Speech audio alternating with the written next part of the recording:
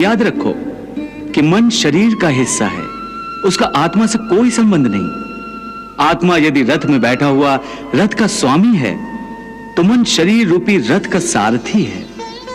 ये मन ही इंद्रियों के घोड़ों को इधर उधर भटकाता है। कभी यौवन के आवेश में यही चंचल मन मनुष्य को इस भ्रम में डाल देता है कि वो सर्वशक्तिमान है, वो सब कुछ कर सकता है, वो यहां का राजा है जिसके आगे हर कोई झुक जाने पर विवश है और जिसे हर कोई प्रणाम करता है। जिस तरह दीपक की बाती को दीपक तले छुपा अंधेरा दिखाई नहीं देता, उसी तरह जवानी को उसके पीछे छुपा बुढ़ापा और कमजोरी दिखाई नहीं देती। किसी भी प्राणी को उसका मन जीवन के अंत तक अपने जाल से निकलने नहीं देता। रस्सी में बांधकर उसे तरह तरह के नाच नचवाता रहता है। वो जीव को इतनी फुर्सत भी नहीं देता कि वो अपने अंतर में झांक कर अपनी आत्मा को पहचाने और आत्मा के अंदर जिस परमात्मा का प्रकाश है उस परमात्मा का साक्षात्कार करे। हे केशव, ये सब मानकर भी कि आत्मा नित्य, सनातन और अजन्मा है, उसे शस्त्र नहीं काट सकते, आग नहीं जला सकती, फिर भी प्राणी की आत्मा को दुख सुख, शोक खुशी, मान अपमान, पीड़ा और आनंद का एहसास क्यों होता है? हे पार्थ, मैंने पहले ही तुम्हें बताया कि सुख दुख का आभास करना आत्मा का नहीं, शरीर का काम है। परंतु केशव, शरीर को दुख या पीड़ा तभी होगी जब शरीर को कोई चोट लग जाए या उसका कोई अंग कट जाए। जैसे शरीर आग में जल जाए, उससे जो पीड़ा होती है वो तो शरीर की पीड़ा है। परंतु मान हानि होने से जो दुख होता है या मान होने से जो आनंद आता है, उसमें तो शरीर को कोई चोट नहीं पहुंचती।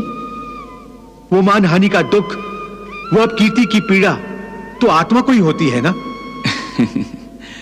नहीं अर्जुन, ये कीर्ति अपकीर्ति, मान अपमान, ये लाभ हानि, ये जीतने का आनंद अथवा हारने की पीड़ा, ये भी आत्मा को नहीं होती। ये आत्मा का काम नहीं है, ये तो मन की शरारत है। मन की शरारत, इसका क्या अर्थ है केशव? अर्थ, प्राणी के शरीर का एक अदृश्य अंग है मन, जो दिखाई नहीं देता, परंतु वही सबसे शक्तिशाली हिस्सा है शरीर का। ये याद रखो कि मन शरीर का हिस्सा है, उसका आत्मा से कोई संबंध नहीं। आत्मा यदि रथ में बैठा हुआ रथ का स्वामी है तो मन शरीर रूपी रथ का सारथी है। ये मन ही इंद्रियों के घोड़ों को इधर उधर भटकाता है। कभी यौवन के आवेश में यही चंचल मन मनुष्य को इस भ्रम में डाल देता है कि वो सर्वशक्तिमान है, वो सब कुछ कर सकता है, वो यहां का राजा है जिसके आगे हर कोई झुक जाने पर विवश है और जिसे हर कोई प्रणाम करता है। जिस तरह दीपक की बाती को दीपक तले छुपा अंधेरा दिखाई नहीं देता, उसी तरह जवानी को उसके पीछे छुपा बुढ़ापा और कमजोरी दिखाई नहीं देती। परंतु जब शरीर के दीपक में यौवन शक्ति का घी जल जल कर समाप्त होने लगता है और दीपक तले छुपा अंधेरा बढ़ने लगता है तो मनुष्य घबराकर चिल्लाने लगता है, मैं बीमार हूं। मैं बीमार हूं, मैं दुखी हूं, मैं